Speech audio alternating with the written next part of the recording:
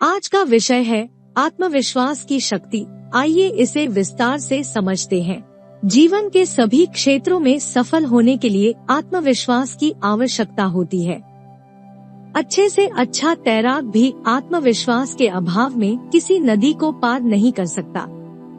वह बीच में ही फंस जाएगा, नदी के प्रवाह में बह जाएगा अथवा हाथ पैर पटककर वापस लौट आएगा। यही बात भवसागर पार करने में लागू होती है। जीवन में अनेक कठिनाइयाँ, उलझने, अप्रिय परिस्थितियाँ आती रहती हैं।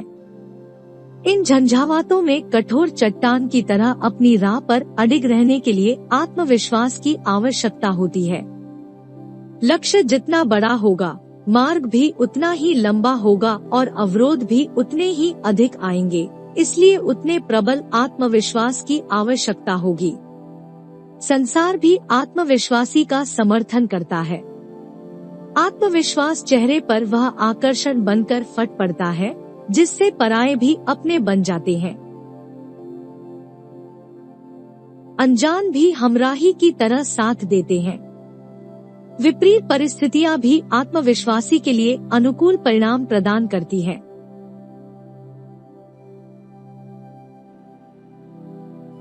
आत्मविश्वास का मूल स्वरूप है आत्मसत्ता पर विश्वास करना, जिसे अपनी आत्मा की अजेय शक्ति, महानता पर विश्वास है, जो अपने जीवन की सार्थकता, महत्ता, महानता स्वीकार करता है।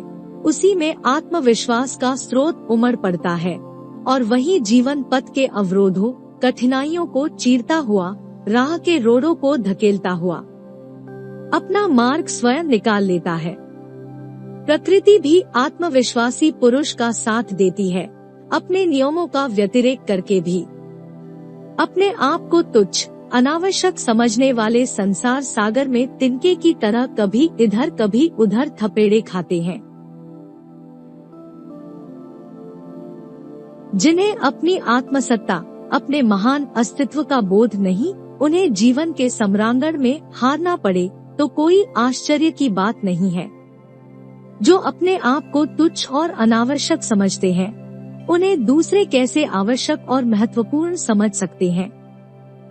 आत्मविश्वास के अभाव में संदेह, भय, चिंता आदि मनोविकार पनप उठते हैं और तब दूसरों का विश्वास, आत्मीयता, सहानुभूति भी प्राप्त नहीं होती। मनुष्य जैसा अपने आप को समझेगा, उसका व्यक्तित्व, आत्मिक स्तर भी वैसा ही बनेगा। अच्छी शिक्षा, साधन, संपत्ति पाकर भी मनुष्य आत्मविश्वास के अभाव में तुच्छता एवं हीनता का अनुभव करते हैं और जीवन में कोई विशेष सफलता अर्जित नहीं कर पाते। वे जीवन की घिसी पिटी राह पर परिस्थितियों के थपेड़े खाते, रोते, झिकते अपने दिन गुजार देते हैं। साधन, सुविधा एवं संपन्नता पाकर भी कष्टकारक जीवन बिताते हैं, किंतु आत्मविश्वासी सामान्य परिस्थितियों में ही खड़ा होकर जीवन में उत्कर्ष प्राप्त करता है। नेपोलियन की सेना आगे बढ़ रही थी, मार्ग में आल्पस पर्वत पड़ा। सिपाही रुक गए। सेनापति ने नेपोलियन को सूचना दी। इस पर नेपोलियन ने मुस्कुराते हुए कहा, सेनापति, कोई बात नहीं, आल्पस हमारा रास्ता रोकता है तो आल्पस नहीं रहेगा। और उस दुर्गम पर्वत को काट छांट कर सेना के लिए रास्ता बना लिया गया। यह आत्मविश्वास का चमत्कार है।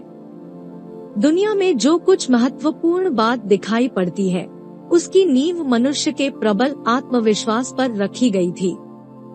नेपोलियन की विजय में प्रमुख हाथ था उसके आत्मविश्वास का।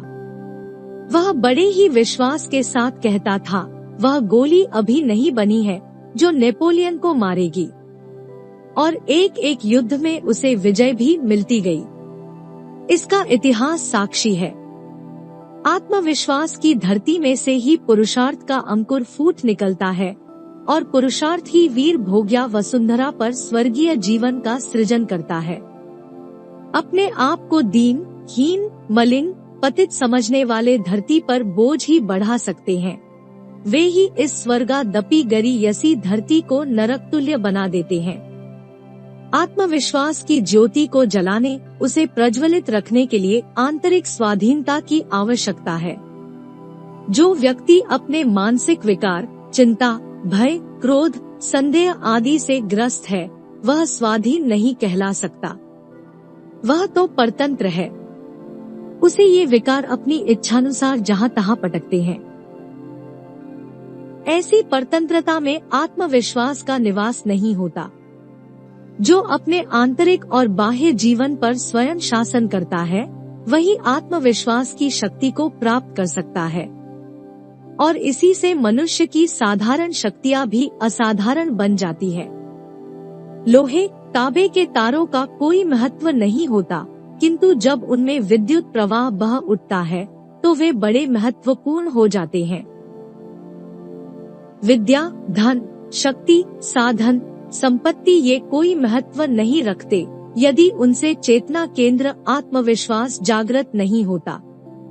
आत्मविश्वास की वृद्धि के लिए उत्तरदायित्व एवं जिम्मेदारियों का स्वागत कर उन्हें स्वीकार करने की आवश्यकता है।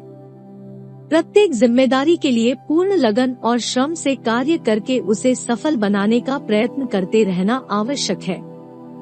छोटी छोटी जिम्मेदारियों को पूरा करते ही मनुष्य में आत्मविश्वास की नींव मजबूत होने लगती है।